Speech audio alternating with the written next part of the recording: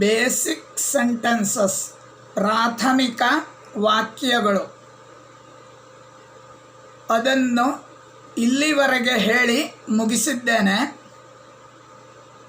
ಕಳೆದ ವಾರದಲ್ಲಿ ಆ ಪಾಠಗಳು ಮುಗಿದಿವೆ. ಈಗ ಸಿಲೆಬಸ್ನಲ್ಲಿ ಯಾವ ಗ್ರಾಮರ್ ಪಾಯಿಂಟ್ಸ್ ಇದೆಯೋ ಅವುಗಳನ್ನು ನೋಡೋಣ. ಮುಖ್ಯವಾಗಿ ನಿಮಗೆ ಸರ್ವನಾಮ ಶಬ್ದ, ಆಮೇಲೆ 2 ಸಮಾಸಗಳು, ಆಮೇಲೆ ಅನುವಾದ ಇವುಗಳಿವೆ. 4 ತರಗತಿಗಳಲ್ಲಿ ಸರ್ವನಾಮ ಶಬ್ದಗಳನ್ನು ಪೂರ್ತಿ ಹೇಳ್ತಾನೆ. ಪೂರ್ತಿ ಅಂದರೆ ಸಿಲೆಬಸ್ಸಲ್ಲಿ ಇರುವಂಥದ್ದು. ಯದ್ ಶಬ್ದ, ತದ್ ಶಬ್ದ, ಕಿಂ ಶಬ್ದ, ಅಸ್ಮದ್ ಶಬ್ದ, ಯುಷ್ಮದ್ ಶಬ್ದ ಇವಿಷ್ಟಿದೆ.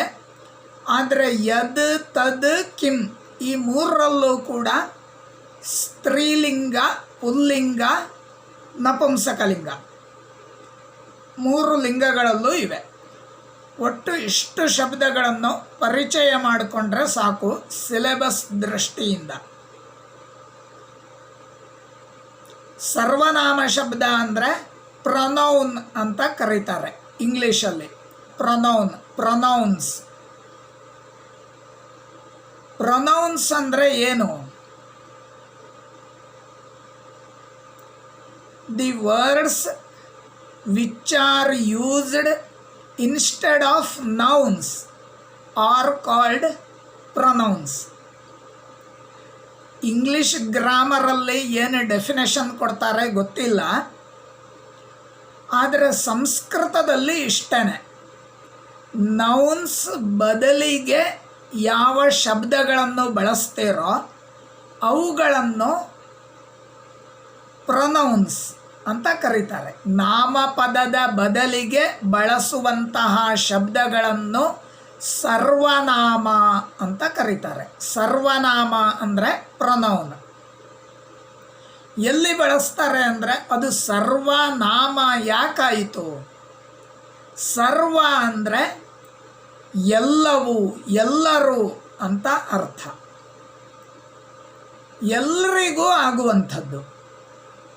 ಉದಾಹರಣೆಗೆ ಸಹ ಅಂತ ಇದೆ, ತದ್ ಶಬ್ದ ಪುಲ್ಲಿಂಗ. ಸಹ ಎಂಬುದನ್ನು ರಾಜನಿಗೂ ಬಳಸಬಹುದು, ಒಬ್ಬ ಬಡವನಿಗೂ ಬಳಸಬಹುದು, ಶ್ರೀಮಂತನಿಗೂ ಬಳಸಬಹುದು. ಪುಲ್ಲಿಂಗ ಆಗಿದ್ದರೆ ಸಾಕು, ಪುರುಷ ಆಗಿದ್ದರೆ ಸಾಕು, ಎಲ್ಲರಿಗೂ ಬಳಸಕ್ಕಾಗತ್ತೆ. ಅದಕ್ಕೋಸ್ಕರ ಸರ್ವನಾಮ, ಸರ್ವೇಷಾಂ ನಾಮ ಸರ್ವನಾಮ ಅಂತ ಆಗಿದೆ. ಆದ್ದರಿಂದ ಡೆಫಿನೇಷನ್ ಇಷ್ಟೇ ಇಟ್ಕೊಂಡ್ರೆ ಸಾಕು. The words which are used instead of nouns are called pronouns in Sanskrit. ಆಯಿತಾ? ಈಗ ತುಂಬ ಪ್ರಸಿದ್ಧವಾದಂತಹ ಶಬ್ದವನ್ನು ನೋಡೋಣ. ಅವನು, ಅವನು, ಅವಳು, ಅದು. ಹಿ, ಶಿ, ಇಟ್ 3 ಇದೆ, ತುಂಬ ಫೇಮಸ್. ಎಲ್ಲಿ ಹೋದರೂ ನಾವು ಹಿ, ಶಿ, ಇಟ್ ಇವುಗಳನ್ನು ಬಳಸಿಯೇ ಬಳಸ್ತೇವೆ. ಆದರೆ ಇಂಗ್ಲೀಷಲ್ಲಿ ಏನಾಗಿದೆ, ಹಿ, ಶಿ ಅಂತ ಬಳಸ್ತೇವೆ, ಬಹುವಚನಕ್ಕೆ ಬಂದಾಗ ದೇ ಅಂತ ಬಳಸ್ತೇವೆ. ಇಲ್ಲಿ ಹಾಗಲ್ಲ. ಪುಲ್ಲಿಂಗದಲ್ಲಿ ಬಹುವಚನ ಬೇರೆ ಇದೆ, ಸ್ತ್ರೀಲಿಂಗದಲ್ಲಿ ಬಹುವಚನ ಬೇರೆ ಇದೆ, ನಪುಂಸಕಲಿಂಗದಲ್ಲಿ ಬಹುವಚನ ಬೇರೆ ಇದೆ.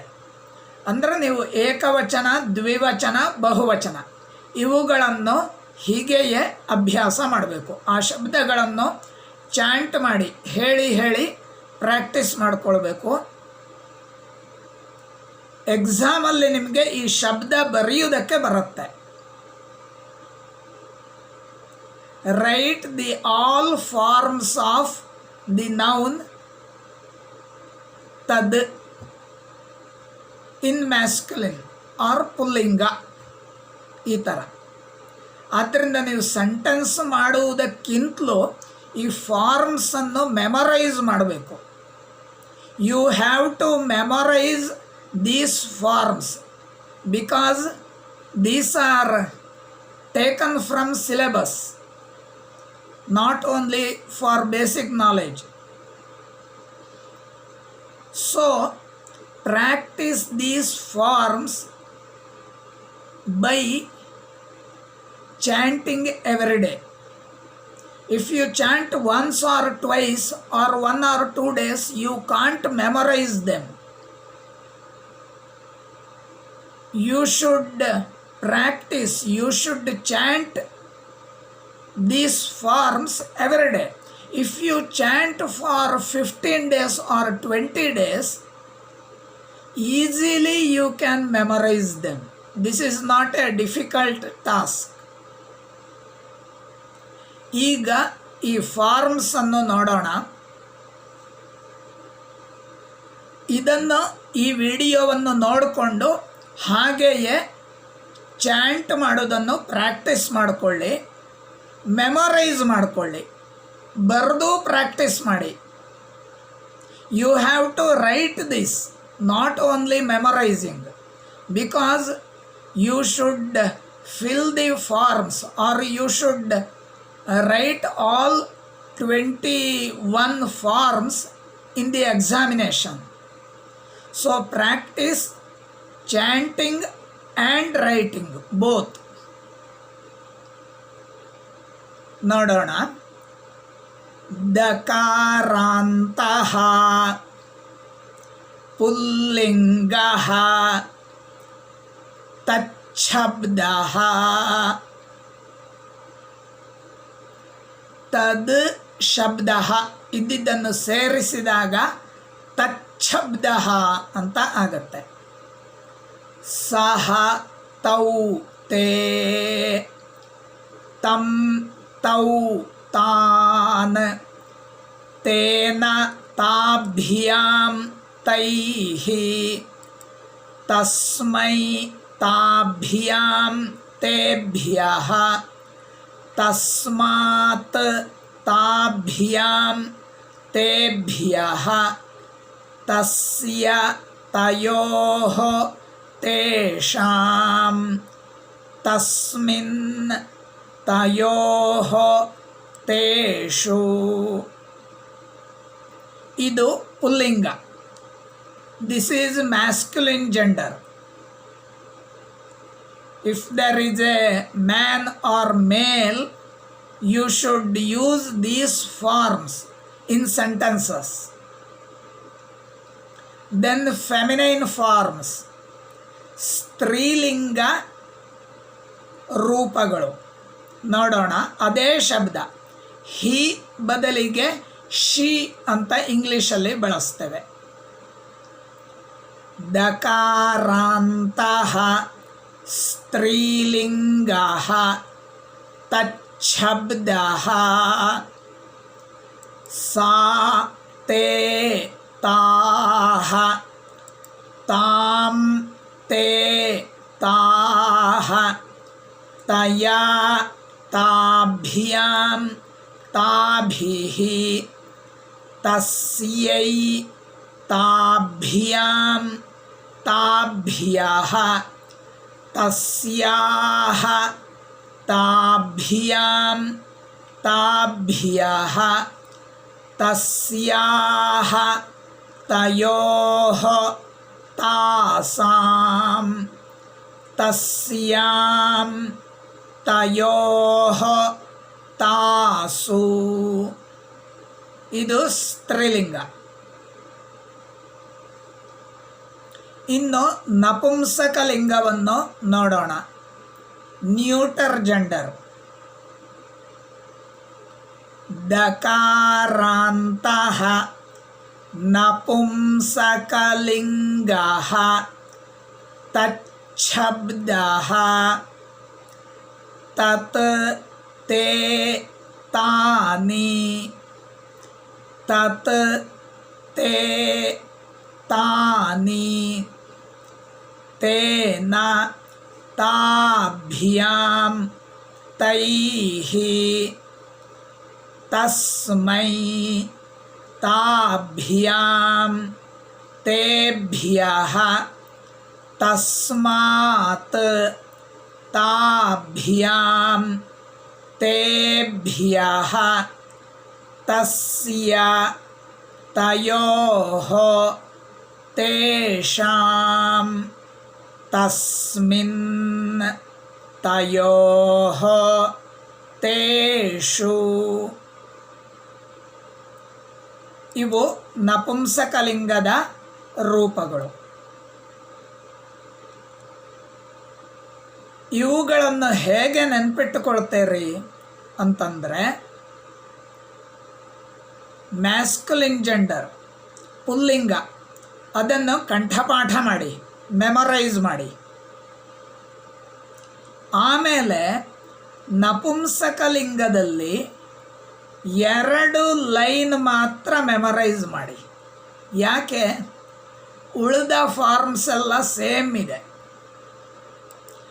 Just memorize masculine forms, then you have to memorize only 2 lines in neuter gender, because other forms are same in masculine and neuter. Instrumental case, dative case, ablative case, genitive case, locative case. These are same in masculine and neuter. Then just you have to learn or memorize feminine forms. Feminine forms are different. ಸ್ತ್ರೀಲಿಂಗದ ರೂಪಗಳು ಬೇರೆಯಾಗಿವೆ, ಆದ್ದರಿಂದ ಅವುಗಳನ್ನು ಕಂಠಪಾಠ ಮಾಡಬೇಕು. ಪುಲ್ಲಿಂಗ ಪೂರ್ತಿ ಮಾಡಿಕೊಳ್ಳಿ, ನಪುಂಸಕಲಿಂಗದ 2 line ಕಂಠಪಾಠ ಮಾಡಿ. ಇಷ್ಟು ಮಾಡಿದರೆ 1 ಶಬ್ದ ರೆಡಿ ಆಗುತ್ತೆ ನಿಮಗೆ. ಇದಕ್ಕೆ ಮೀನಿಂಗನ್ನು ನಾನು ಫಸ್ಟಿಗೆ ಹೇಳಿದ್ದೆ, ಬೇಸಿಕ್ ಕ್ಲಾಸ್ ಮಾಡುವಾಗ ಹೇಳಿದ್ದೆ. ನಾಮಿನೇಟಿವ್ ಕೇಸ್, ವಾಕೇಟಿವ್ ಕೇಸ್, ಎಕ್ಯುಸೇಟಿವ್ ಕೇಸ್ ಎಲ್ಲವನ್ನು ಹೇಳಿದ್ದೆ. ಅದನ್ನೇ ಇಲ್ಲಿಯೂ ಅಪ್ಲೈ ಮಾಡಿಕೊಳ್ಳಿ. ನಿಮಗೆ ಇಲ್ಲಿ ಒಂದು ಡೌಟ್ ಬರಬಹುದು. ರಾಮಃ, ರಾಮವು, ರಾಮಾಹ ಎಂಬಲ್ಲಿ 7 ಲೈನ್ಸ್ ಇದೆ. 7 ಅಲ್ಲ 8 ಲೈನ್ಸ್ ಇದೆ. ಆದರೆ ಇಲ್ಲಿ ನಿಮಗೆ 7 ಮಾತ್ರ ಇದೆ. ಯಾಕೆ ಅಂತ, ಸಾಮಾನ್ಯ ಎಲ್ಲ ನಾಮಪದಗಳಲ್ಲೂ ಕೂಡ ಸಂಬೋಧನಾ ವಿಭಕ್ತಿ ಇರುತ್ತೆ. ಆದರೆ ಸರ್ವನಾಮಗಳಲ್ಲಿ ಸಂಬೋಧನಾ ವಿಭಕ್ತಿ ಅಷ್ಟೊಂದು ಬಳಸಲ್ಲ. ಬಳಸಲೇಬಾರ್ದು ಅಂತ ನಿಯಮ ಇಲ್ಲ, ಆದರೆ ಇಲ್ಲ ಅದು.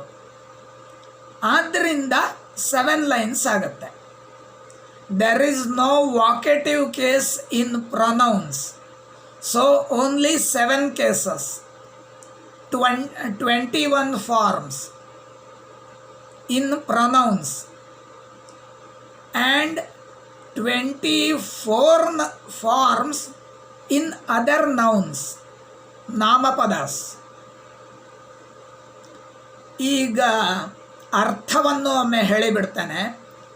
ಸಹ ಅವನು, ತೌ ಅವರಿಬ್ಬರು, ತೇ ಅವರು.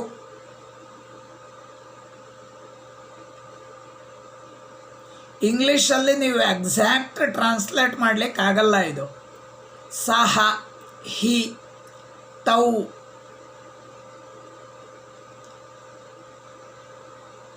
ದೇ, ಬೋತ್ ಅಂತ ಹೇಳಬೇಕಾಗತ್ತೆ. ತೇ ಅದು ದೇ. ಆಮೇಲೆ ತಮ್, ತೌ, ತಾನ್. ತಮ್ ದ್ವಿತೀಯ ವಿಭಕ್ತಿ, to him, to them both, to them ಈ ಥರ ಆಗುತ್ತೆ. ಅವನನ್ನು, ಅವರಿಬ್ಬರನ್ನು, ಅವರನ್ನು. ತೇನ ಅವನಿಂದ, ತಾಭ್ಯಾಂ ಅವರಿಬ್ಬರಿಂದ, ತೈಹಿ ಅವರಿಂದ, ತೇನ ಬೈ ಹಿಮ್, ತಾಭ್ಯಾಂ ಬೈ ದೆಮ್ ಬೋತ್, ತೈಹಿ ಬೈ ದೆಮ್, ತಸ್ಮೈ ತಾಭ್ಯಾಂ ತೇಭ್ಯಃ ಅವನಿಗೆ ಅವರಿಬ್ಬರಿಗೆ ಅವರಿಗೆ, to him to them both to them. ಆಮೇಲೆ ಪಂಚಮಿ ತಸ್ಮಾತ್ ತಾಭ್ಯಾಂ ತೇಭ್ಯಃ, ತಸ್ಮಾತ್ from him or by the reason of him, ಈ ಥರ ಮಾಡಬೇಕಾಗತ್ತೆ. ಯಾಕಂದರೆ ಅವನ ಕಾರಣದಿಂದ, ಅವನ ದೆಸೆಯಿಂದ, ಅವನಿಂದ, ಇದಿಷ್ಟು ಅರ್ಥಗಳು ಬರ್ತವೆ. ತಾಭ್ಯಾಂ ದ್ವಿವಚನ, ಫ್ರಮ್ ದೆಮ್ ಬೋತ್, ತೇಭ್ಯಃ ಫ್ರಮ್ ದೆಮ್. ಆಮೇಲೆ ತಸ್ಯ ಹಿಸ್ ಅವನ, ತಯೋಃ ಆಫ್ ದೆಮ್ ಬೋತ್ ಅವರಿಬ್ಬರ, ತೇಷಾಂ ಆಫ್ ದೆಮ್, ತಸ್ಮಿನ್ ಎಟ್ ಹಿಮ್, ತಯೋಃ ಎಟ್ ದೆಮ್ ಬೋತ್, ತೇಷು ಎಟ್ ದೆಮ್ ಅವನಲ್ಲಿ ಅವರಿಬ್ಬರಲ್ಲಿ ಅವರಲ್ಲಿ, ಈ ಥರ ಆಗತ್ತೆ. ಅರ್ಥಗಳನ್ನು ಇದೇ ರೀತಿಯಲ್ಲಿ ನೆನಪಿಟ್ಟುಕೊಳ್ಳಿ, ಫಾರ್ಮ್ಸನ್ನು ಮೆಮೊರೈಸ್ ಮಾಡಿಕೊಳ್ಳಿ. ಸ್ತ್ರೀಲಿಂಗಕ್ಕೆ ಎಲ್ಲದಕ್ಕೂ ಹೇಳಲ್ಲ ರೂಪಗಳನ್ನು, ನೀವೇ ಅಭ್ಯಾಸ ಮಾಡಿಕೊಳ್ಳಿ. Just I have told the meanings for masculine gender. Practise yourself for feminine gender and neuter gender. She, to her, by her, to her, from her, of her, at her, like this. ಅವಳು, ಅವಳನ್ನು, ಅವಳಿಂದ, ಅವಳಿಗೆ, ಅವಳ ದೆಸೆಯಿಂದ, ಅವಳ, ಅವಳಲ್ಲಿ. ಈ ರೀತಿಯಲ್ಲಿ ಅರ್ಥಗಳನ್ನು ನೆನಪಿಟ್ಟುಕೊಳ್ಳಿ. ನೆನಪಿಟ್ಟುಕೊಂಡು ಸೆಂಟೆನ್ಸ್ ಮಾಡಿ. ಸೆಂಟೆನ್ಸ್ ಏನು ಕಂಪಲ್ಸರಿ ಅಲ್ಲ ಎಕ್ಸಾಮಲ್ಲಿ, ಅದರ ಫಾರ್ಮ್ಸ್ ಮಾತ್ರ ಕಂಪಲ್ಸರಿ. ಆದ್ದರಿಂದ ಮೆಮೊರೈಸ್ ಮಾಡಿಕೊಳ್ಳಿ. ಬೇಕು ಅಂದರೆ ಕೊನೆಗೆ ಕೆಲವು ಸೆಂಟೆನ್ಸ್ ಕೊಡ್ತಾನೆ. 4 ಕ್ಲಾಸಲ್ಲಿ ಪ್ರೊನೌನ್ಸ್ ಪೂರ್ತಿ ಮುಗಿಸ್ತೇನೆ. ಇಲ್ಲಿಗೆ ಇಷ್ಟು ಸಾಕು.